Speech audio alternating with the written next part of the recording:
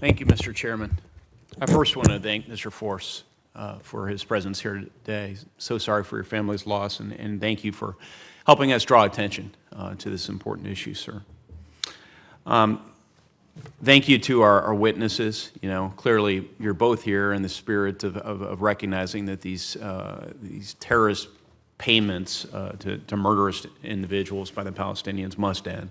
You each have different approaches to affecting this change. But Ambassador Shapiro, in your prepared testimony, you suggest that a number of diplomatic steps could be taken at the UN to persuade the Palestinians to end these terror payments.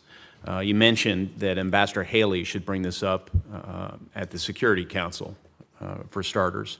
What other specific steps do you believe our mission at the UN should take to persuade the Palestinians, and do you believe those steps would be successful? The UN's a difficult environment to raise this issue. I'm well aware of that, and I commend Ambassador Haley for already being very forthright in calling attention to incitement and incentivizing of terrorist attacks. She will have opportunities to shape the debate in the Security Council, both by perhaps calling in witnesses and experts to brief on this issue so that some of these other governments are exposed to it. There will be the period when the U.S. Maintains the presidency of the Council and can set the agenda, and there are the monthly Middle East discussions at which she can encourage others to raise this issue.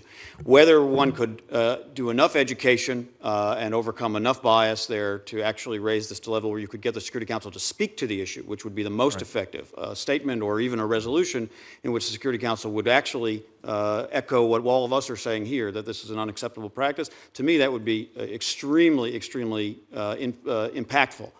Very difficult, but very important to try.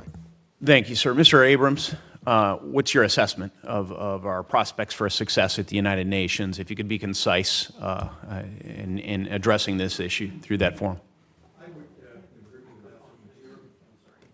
I would agree with Ambassador Shapiro. I would add, I think there's a lot that can be done privately, particularly focusing on the aid donors. There aren't 100 of them. There are probably a dozen countries that we could get to privately and then get them to speak to the Palestinians. Mr. Abrams, since we have you and your expertise here at the table, I would like to bring up an issue. It pertains to actually something brought up by the chairman earlier of the importance of congressional review. And increasing importance of that by this committee. Have you had a chance to review the National Diplomacy and Development Strategy legislation, S-1228, that I and Senator Shaheen have introduced, sir? I have. And what are your thoughts about this legislation, which I should say Chairman Corker and Ranking Member Cardin have included in the FY18 authorities bill to my pleasure? I'm very supportive. I thought it was very interesting because we have a lot of requirements to think about the goals, the objectives of American policy. We don't very often match the capabilities with the goals. We don't get analysis and reporting on, well, how are you going to get there? Do you have the tools that you need to get there? Does the State Department have the tools and AID? So I thought it was a really helpful addition. It's an assignment to the executive branch that I think they should be undertaking. Yeah, you know, existing authorities require state to produce a strategic plan. And I think there are probably a number of members of the committee and their professional staff that aren't even aware this exists. It's a good attempt to produce what Congress asked of the administration, which is a list of goals. But it doesn't match your ways and your means. It's also unclassified.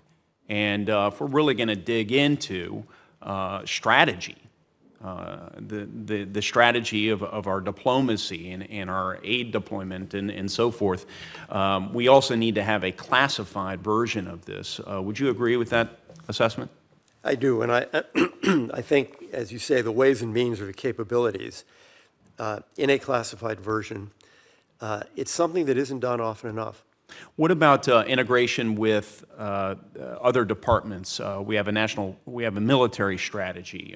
Treasury has its own version, all subsets of your national security strategy. Is it important for this document to be integrated and coordinated with those other strategic efforts?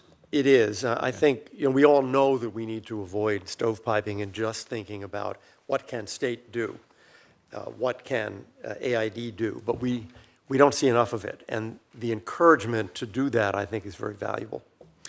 Well, thank you for adding your sanction to it. You join National Security Advisor Stephen Hadley and Madeleine Albright and other luminaries in your field. So I yield back.